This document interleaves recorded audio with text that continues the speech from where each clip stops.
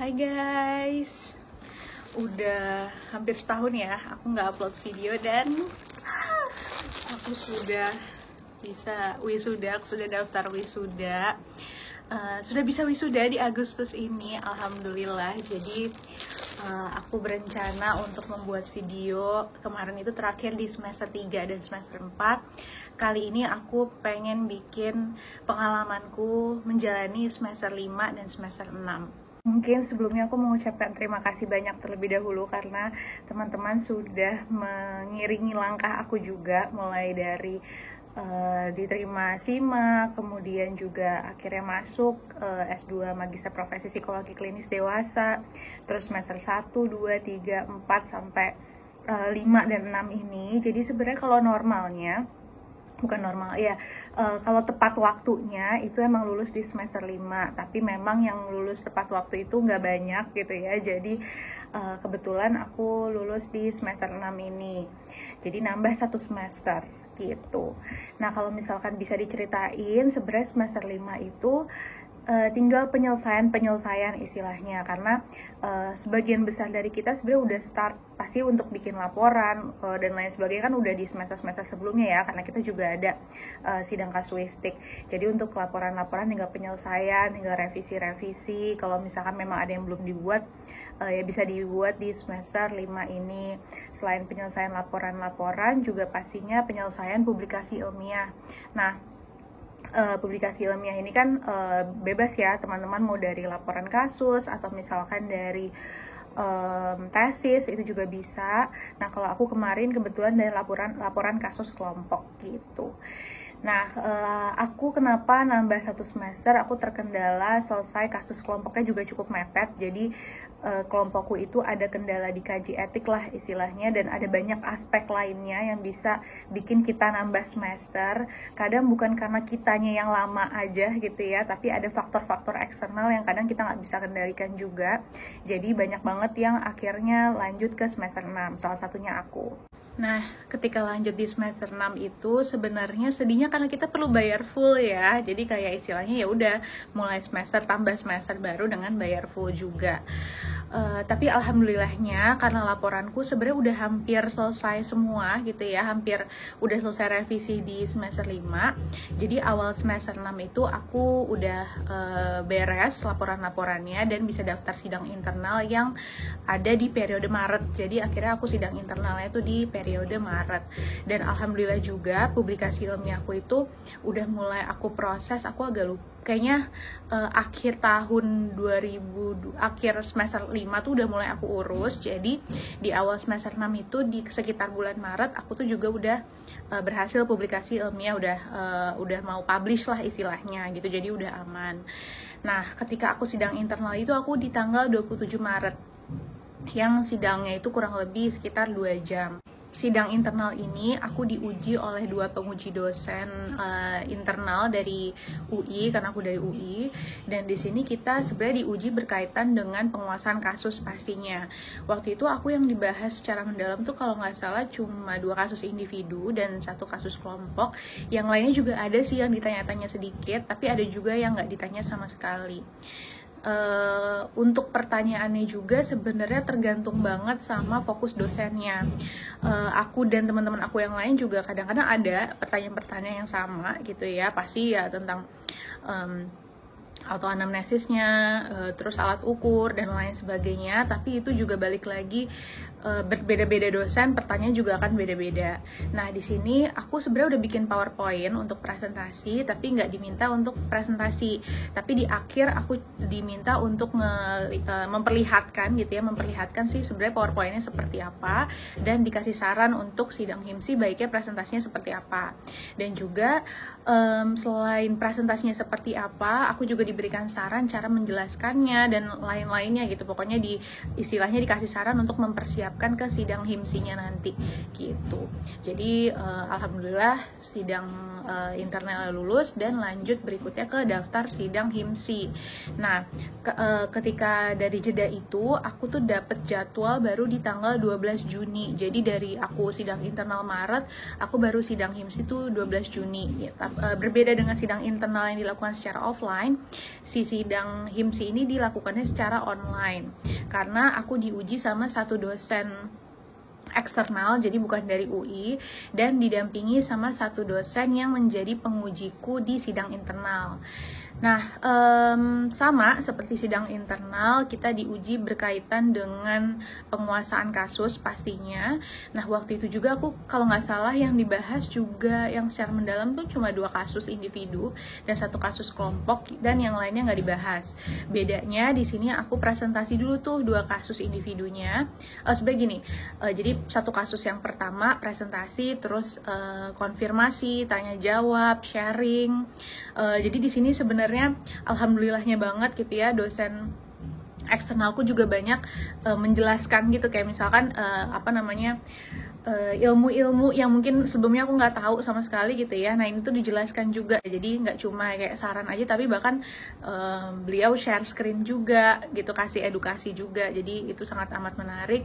Nah, jadi 1 kasus selesai, terus lanjut ke 1 kasus lainnya untuk presentasi juga, terus tanya jawab dan sharing juga, dan baru 1 kasus kelompok juga begitu flow-nya. Sidangnya itu kalau nggak salah aku kurang dari 2 jam sih pada saat itu. Nah, untuk sidang HIMSI ini ada yang perlu revisinya dikumpul, ada juga yang nggak dikumpul. Sebenarnya pas waktu sidang aku nggak dikasih tahu ya terkait pengumpulan revisi ini, tapi akhirnya aku jaga-jaga dengan kumpulin revisinya karena beberapa dari temanku tuh dikasih tahu deadline untuk kumpulin revisi dan lain sebagainya. Deadline-nya pun beda-beda, ada yang macam-macam, tapi banyaknya di 1 bulan setelah sidang deadline itu pokoknya udah harus dikumpulin.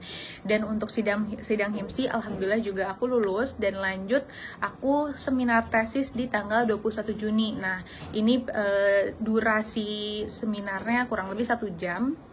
Di sini aku presentasi, lalu dikasih masukan sama 1 reviewer dosen dan juga 2 reviewer mahasiswa. Jadi biar lebih oke gitu lah ya tesisnya, dan lebih siap juga untuk sidang tesis nanti. Istilahnya memang seminar tesis ini banyak mempersiapkan untuk sidang tesis. Jadi melengkapi tesisnya lagi, melengkapi presentasinya lagi. Pokoknya kalau biasanya kita ya bimbingan sama dosen pembimbing kita aja, tapi sekarang kayak dikasih masukan juga sama reviewer dosen dan reviewer mahasiswa. Nah, untuk reviewer mahasiswanya ini teman seangkatan kita gitu ya, teman seangkatan kita, dan kita bisa mengajukan sendiri mau siapa. Tapi kalau reviewer dosen sih aku ditentuin ya, aku dicariin sama dosen pembimbingku. Kemudian dari 21 Juni aku seminar tesis, lanjut lagi sidang tesis di 4 Juli. Nah, sidang tesis ini sidang terakhir lah istilahnya. Di sini sih mirip flow-nya tuh dengan sidang skripsi ya. Mungkin kalau misalkan aku lihat sebenarnya flow-nya mirip dengan sidang skripsi. Selama sidang lebih banyak konfirmasi dan masukan sampai akhirnya dinyatakan lulus.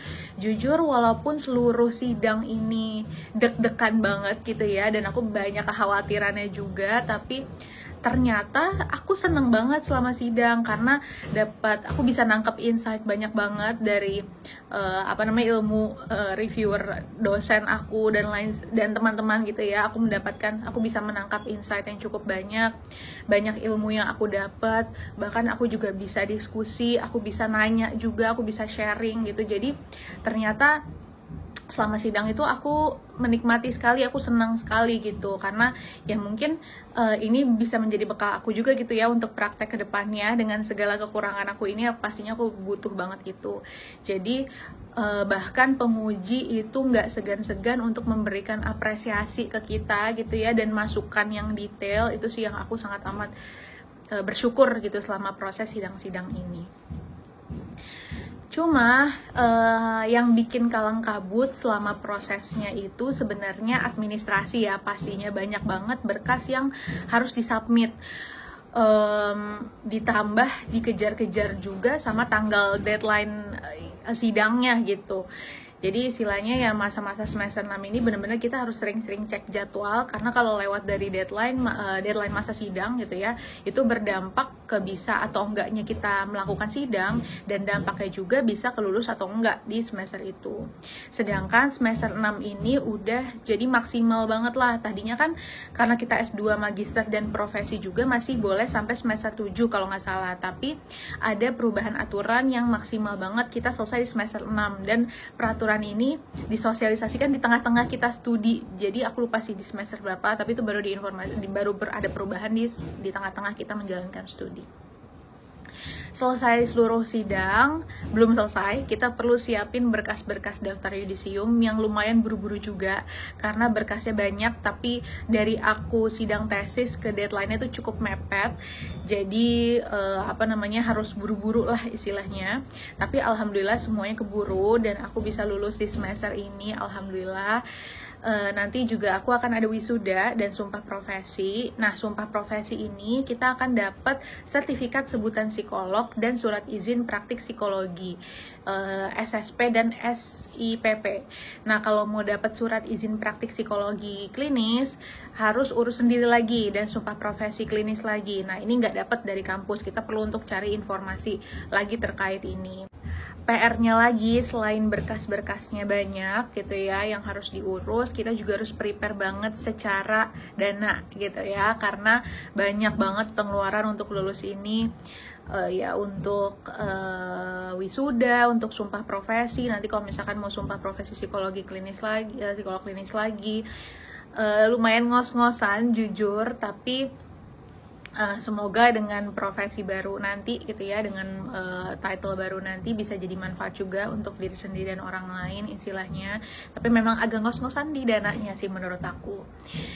Nah, mungkin banyak banget dari teman-teman juga yang masih nanya gitu ya, kalau terkait profesi di UI. Nah, pendidikan profesi udah dibuka di UI, jadi boleh banget explore di websitenya langsung teman-teman. Karena kemarin tuh udah ada yang ujian dan udah ada pengumuman diterimanya juga, jadi boleh banget untuk explore informasinya. Waktu itu juga sempet sejenis kayak open house online gitu, jadi kalau misalkan teman-teman mau cari informasinya udah bisa harusnya sekarang. Oke, itu aja sih yang ingin aku sampaikan. Sekali lagi terima kasih banyak karena sudah menemani prosesku. Aku masih terbuka banget kalau misalkan teman-teman mau bertanya terkait pendidikan magister profesi ini, mungkin sekarang dipisah gitu ya. Boleh banget untuk tetap tanya-tanya melalui DM aku aja seperti biasa.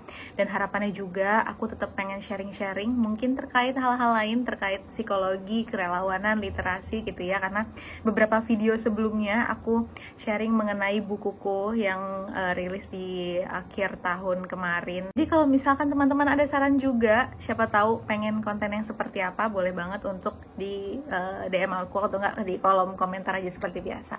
Itu aja sih, semoga teman-teman sehat selalu, bahagia selalu. Terima kasih.